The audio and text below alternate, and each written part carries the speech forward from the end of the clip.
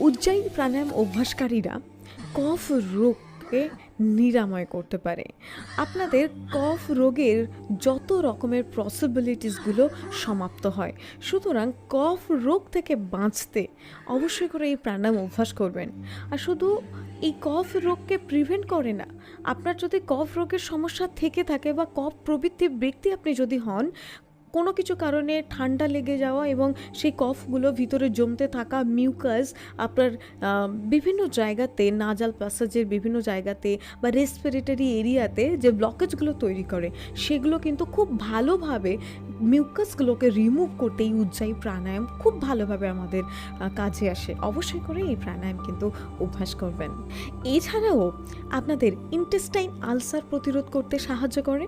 লিভারের কোনো প্রবলেমে যদি আপনি সাফার করেন বা প্রিভেন্ট করতে চান, অবশ্যই ujjayi প্রাণায়াম কিন্তু অভ্যাস করবেন।